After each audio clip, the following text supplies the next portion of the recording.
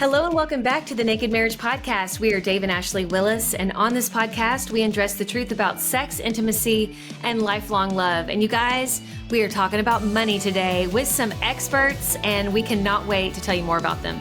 Yeah, I mean, half of this podcast is just us bringing people on to give us advice for stuff we need, and then we let all of you guys listen in too. Hopefully you need it too.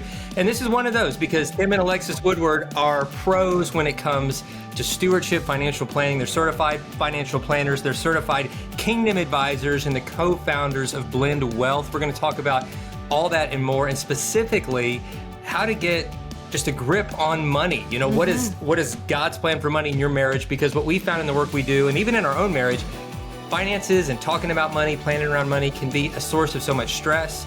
But as Tim and Alexis are going to show us, it doesn't have to be. There are simple strategies that wherever you are, you can start where you are and start building a strategy that's going to help you, get a solid grip on this part of your life. And so, Tim and Alexis, welcome to the Naked Marriage Podcast.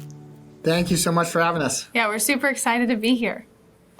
Yes, well, we like to start every podcast, especially with new guests. We want to give you a chance to tell us kind of your love story. That's right. And then actually, how you got into the work that you do now. Okay, great. So Tim and I met actually at work. We were both working at a wealth management firm at the time.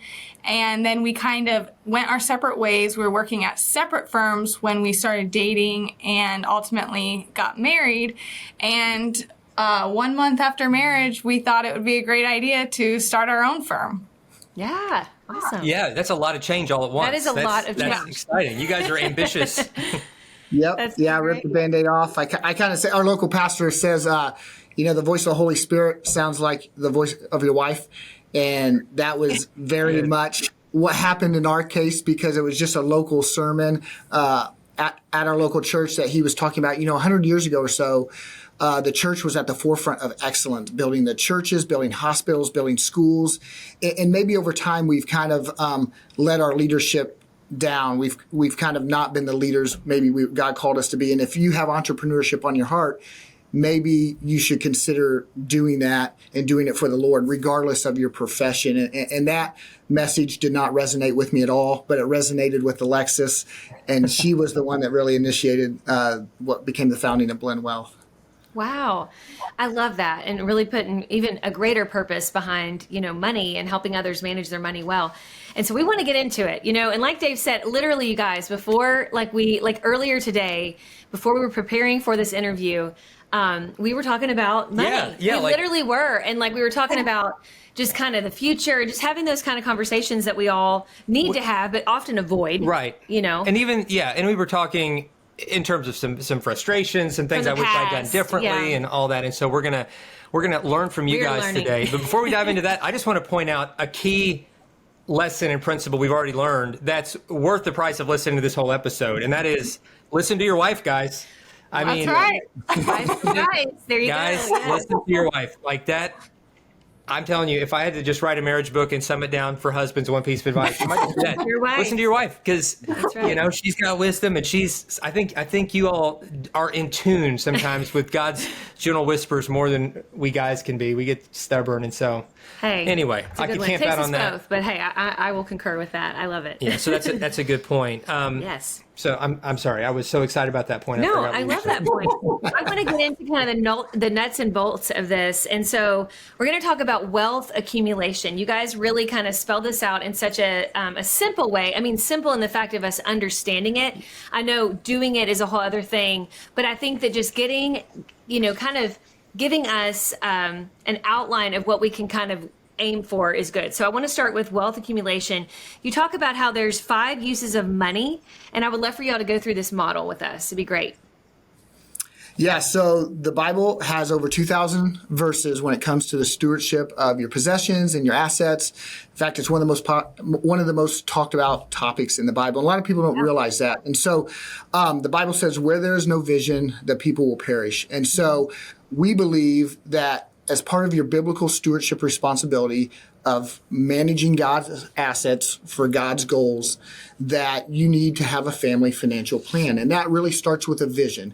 And so you can have two families with the same income, same net worth, and they have completely different financial plans because they have a different vision and they have a different calling from God. And so what we want to encourage all clients to do is figure out that vision. And if you don't know it, prayerfully consider it and have the Holy Spirit give that to you. And then we will take that vision and we will turn it into goals. So approximate dollar amounts, approximate years that we need to do things to execute on that vision. And then we will build that financial plan. And so we kind of have a 3-part framework for building a family financial plan. It's wealth accumulation, and that's usually in your working years. Then we have wealth protection that that happens along the way that we're accumulating wealth. And then we have the wealth distribution and ultimate wealth transferred, raising up the next generation of stewards. So to that end, on wealth accumulation, there's only 5 things you can do with money. And so we really want to simplify this for your listeners. We call it the live, give, owe, grow model. I know that's only 4 things. So anyone out there good at math, you've caught me. But one of the parts is 2 parts. So living, that would be your lifestyle, entertainment, gas, utilities, things like that, and your housing. Giving would be just that, giving. Owing, that's really what comes in 2 parts. And we really owe people in 2 different ways. We owe them in debt repayment, so promises we've already made to repay, and then we owe taxes. And then the last part of that is growing, and that's savings. Sorry, I had to do taxes real quick. I wasn't doing it with taxes. Yeah. No one likes that part. It's not the fun part, but there are a lot of things you can do because as good stewards, we have to be good managers. And part of being good managers is paying the lowest possible tax bill within the framework of the law. Yeah, absolutely. Sure. Real quick, just to give us the right mindset before we even dive into the specifics, I think sometimes with Christians in particular, and this is, we're Christians, most of the people listening right now are Christians, they've gotten just some bad information and some kind of like twisted teaching from the Bible as it relates to money. And maybe they've believed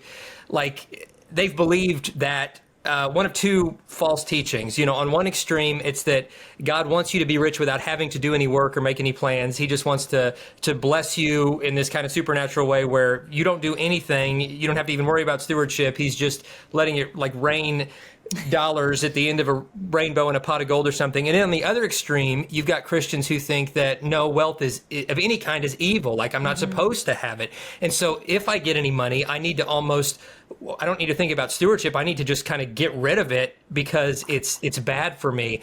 And most Christians, I think, live in that balanced, truthful middle that embraces all the Bible has to say. But there are some out on the fringes that have just been given bad information that makes them think either this kind of false health and wealth teaching or this false all money is bad teaching.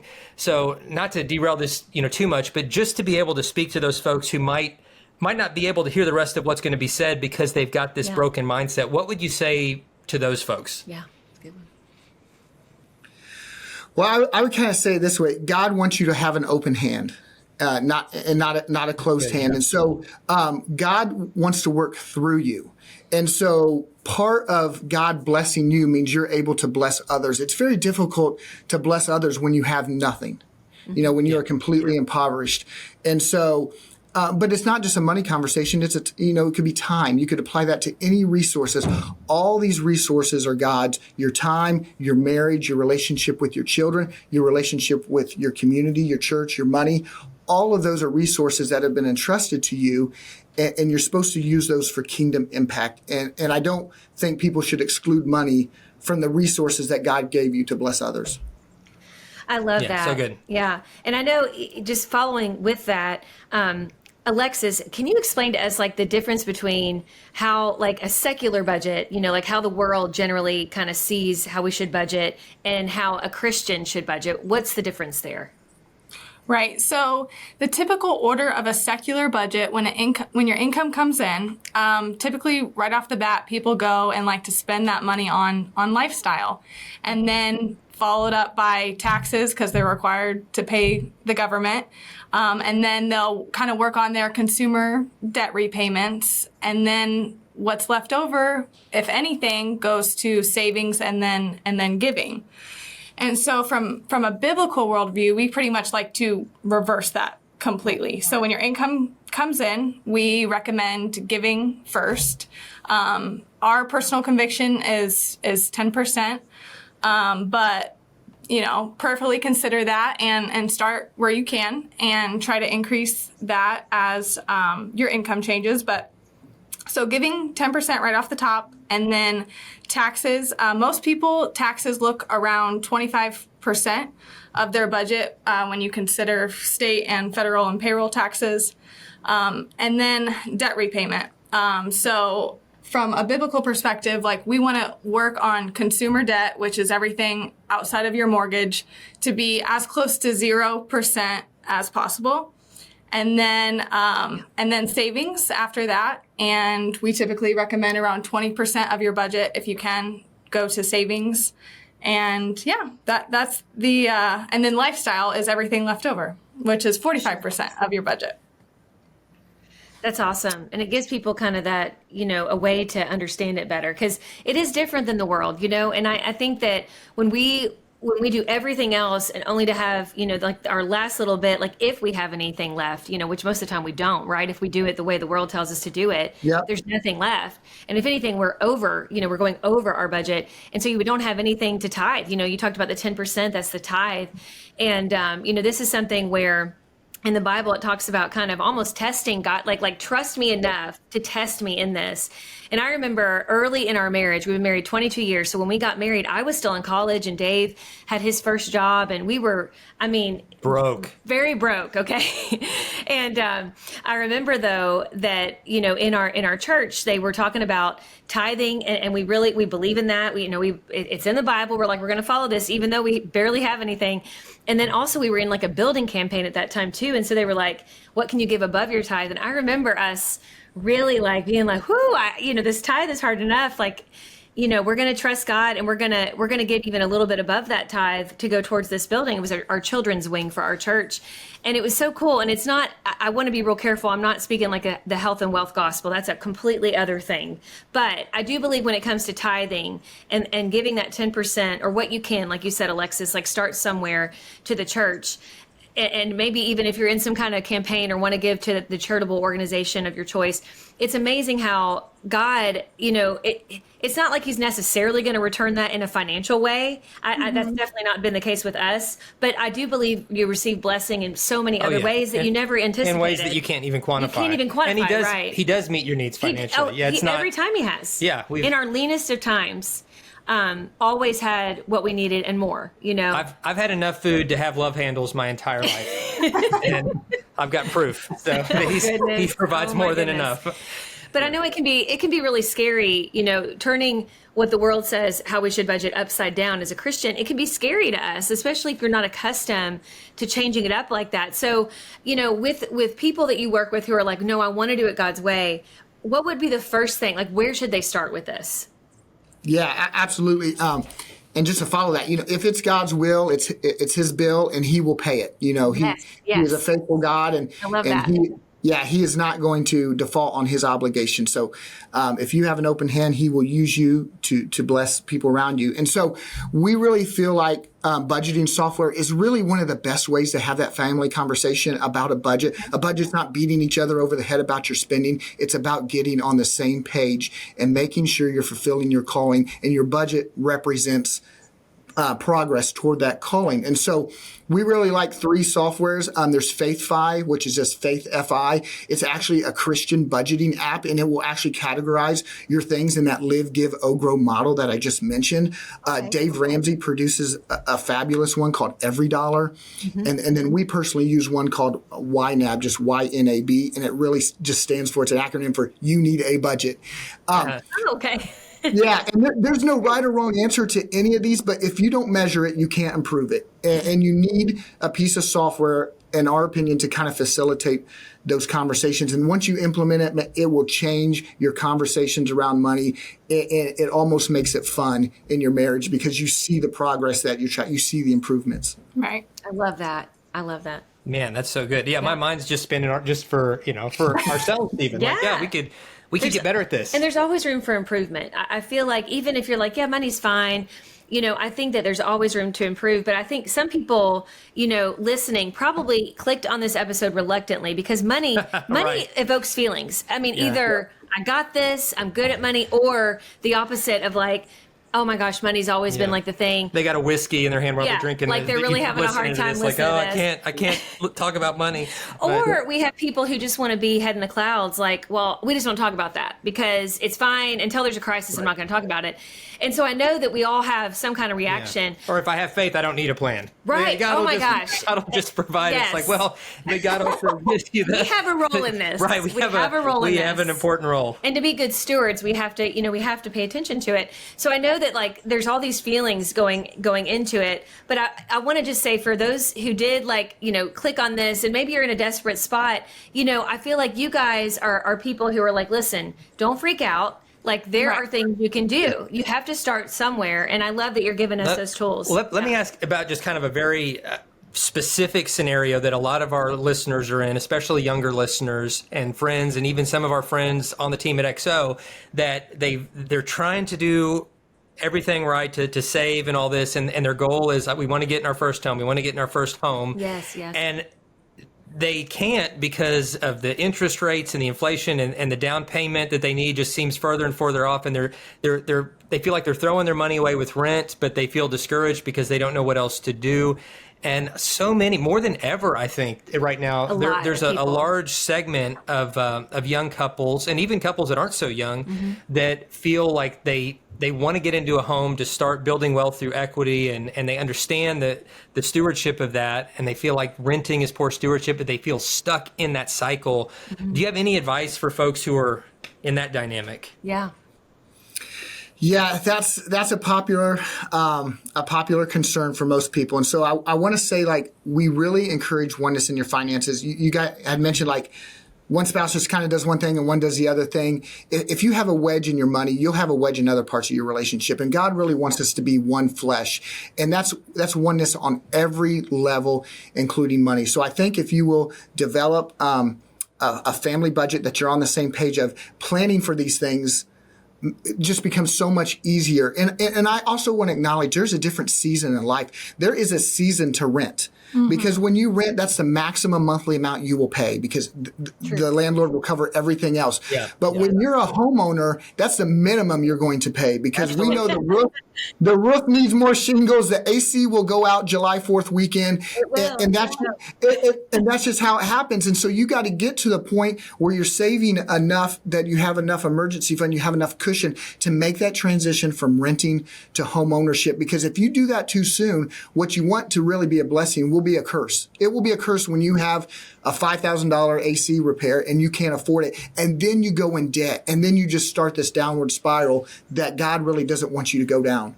Yeah, that is such a good word because we romanticize home ownership. Like, oh, once I get there, then I'll never worry. I'm telling you guys, as a homeowner, it can be heavy at times. Every month there's something. No, I think that's a good point because I do think that it's like, it seems like a pipe dream that they can never ever like achieve. But I think what I hear you guys saying is like, no, keep on doing the things you know that you need to be doing and saving and preparing for this.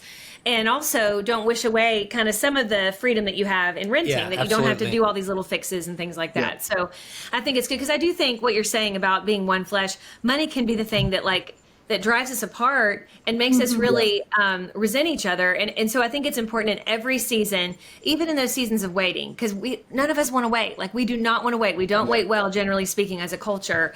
But even in those seasons of waiting, really growing in our relationship. Because I feel like in some of our leanest and like toughest times financially, I feel like God did something really special in our hearts in trusting Him and even trusting each other with money and with other things, and just seeing God come through right in His timing. I mean, it's really grown our faith and grown our relationship. Well, and we grew closer together and volunteered more because we didn't have the money to do anything else. That's true.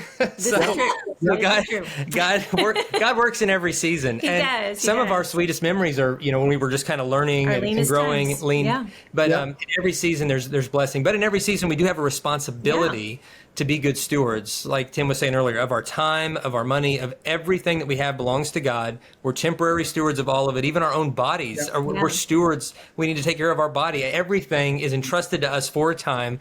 and how we manage it, how we steward it can have eternal implications. And so, speaking of kind of like thinking beyond ourselves, guys, kind of skipping ahead to the wealth distribution and wealth transfer, that kind of the giving aspect of once we build it, maybe once we're looking sort of for the legacy beyond us.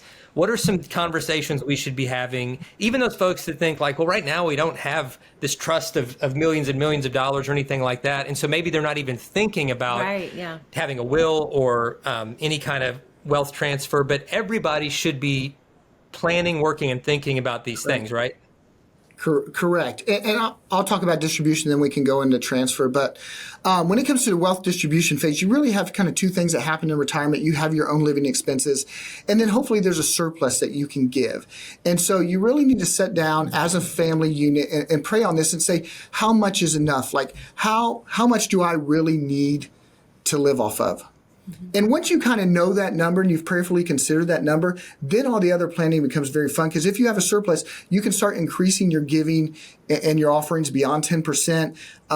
Had a client that really wanted to have a line item in his budget for spontaneous, anonymous giving.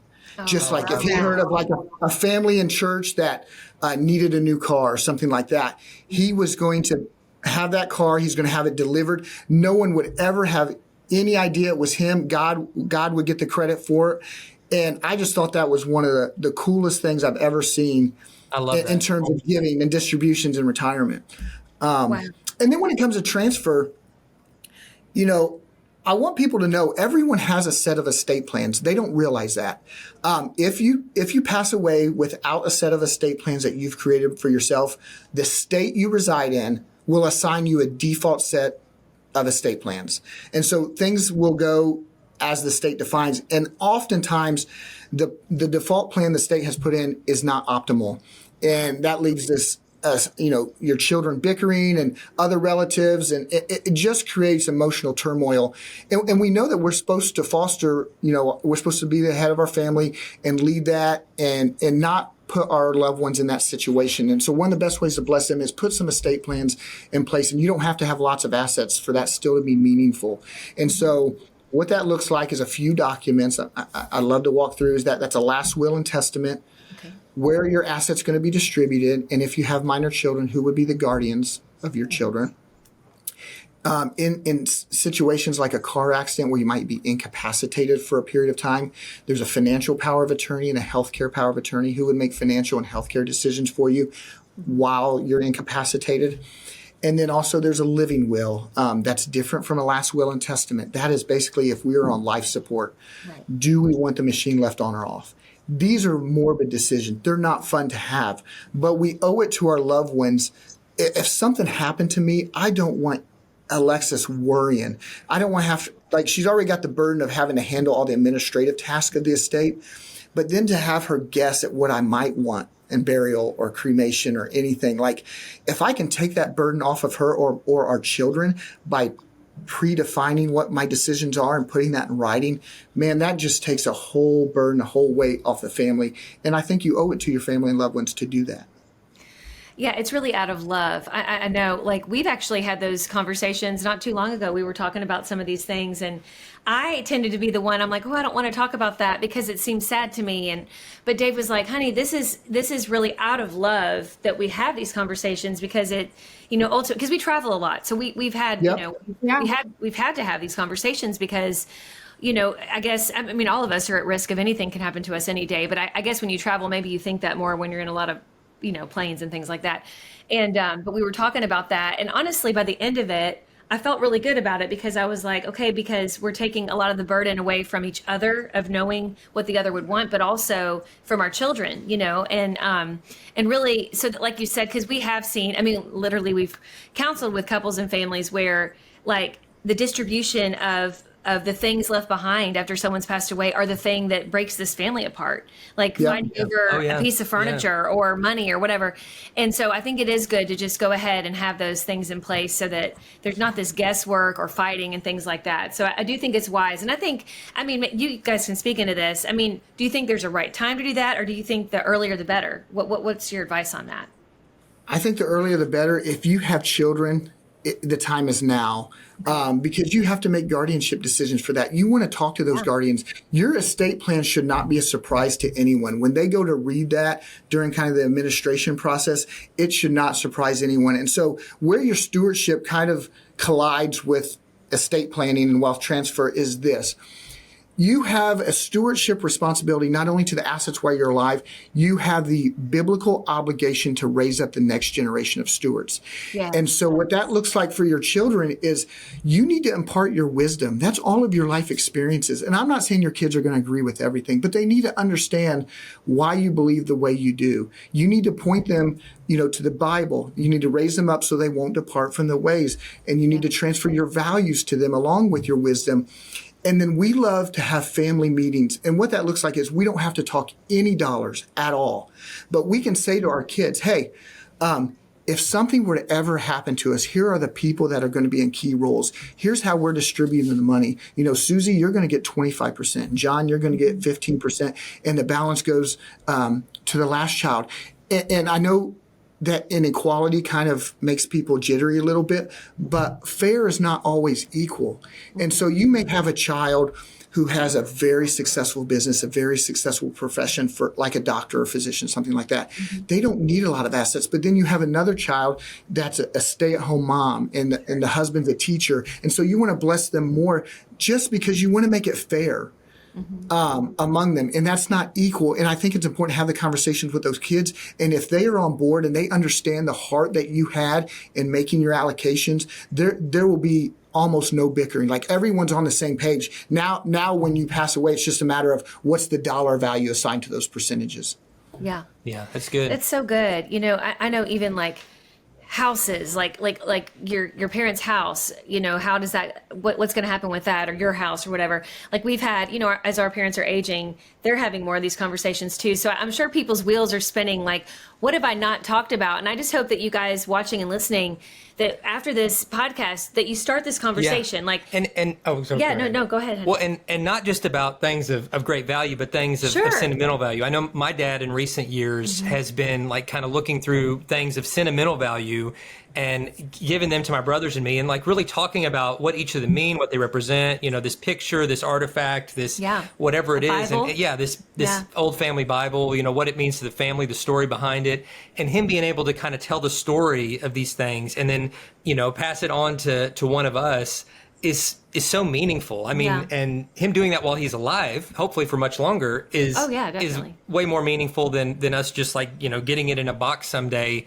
as part of just dividing stuff up. And so, but you don't have to give everything. It gets weird when you're like, every time your kids come over, like, here, take my bed, take this, I'm never going to, I'll probably not be here next time. It gets weird at that point, but it's really sweet when there's intentionality to it. And also you can ask your kids, and I know we're kind of getting a little off topic, but I know my mom, like when we live away from our home state, we're from Kentucky, we live in Georgia. And whenever we visit, my mom she's a big antique collector, and she'll say, this has been in our family for 2 or 3 generations. Would you want this or would you want this other one? Like, cause I'm going to put your name on the back of this. Like she'll say stuff like that. Like, just so you know. Yes, your name's on the back of like it's just me and my sister. The stuff in her house. You're looking around like, okay, this will be mine. Yeah. She's like, do you have a place for this in your home? Like, and it's so funny, but I guess it gives her peace too, though, knowing like this is going to bring joy. She wants this. And so again, I think it's just good to have these conversations and take the, don't feel like it's morbid. I think, again, if you look at it from the standpoint of like, we're just preparing, this is out of love. This is so that there's more peace in our family. I think it makes it not weird, even though it may be that conversation will start out weird, but really it shouldn't be. I mean, we're talking about things. The more we can talk about it, the less it is some big dark burden that we feel like we have to one day deal with. Yeah, and I love that about what Tim and Alexis are doing at Blend Wealth. They make these conversations simple, clear, and they give you the resources to be able to do it well. And so guys, before we go, tell folks where they can find you. Like, folks listening to this are like, my gosh, I got a lot to do. I mean, I got a plan. I need to get on these apps. Yeah, I got a lot to do. So give us some next steps and let folks know specifically where they can connect with the two of you. Yep, they can go to our website at blendwealth.com and schedule a intro call with us anytime. We really are a virtual kind of family office that works with clients virtually all over the country. And we provide wealth management and accounting services to families and business owners. So yeah, we'd love to chat. And then we're on social media at The Blend Couple. The Blend Couple, that's awesome. And we'll put that in the show notes too. But you guys are you're a wealth, I mean, for lack of a better word, wealth of knowledge. I mean, definitely. I mean, you really are. And I think that, again, you make something that can feel so daunting to some of us who are not good with numbers or who maybe haven't, we just haven't managed it well in the past. You really give us tools. And I just appreciate that. I appreciate the work that you all are doing. And when you give us those tools, you're helping marriages. Like you're helping married couples to be able to have more peace in their home. And so that's awesome. Yeah. So friends, thanks for listening to this one. Thanks to our friends, Tim and Alexis, for being here. And do us a favor, listeners, share this episode. Yes. Go follow Tim and Alexis because they really are a wealth of wisdom and knowledge. But then share this online, text this to a friend, put it on social media. I promise you, so many people need to hear about the tools that we talked about today. Yes. And Tim and Alexis, you guys are amazing. Thank you. Yes. Thank you so much for your time.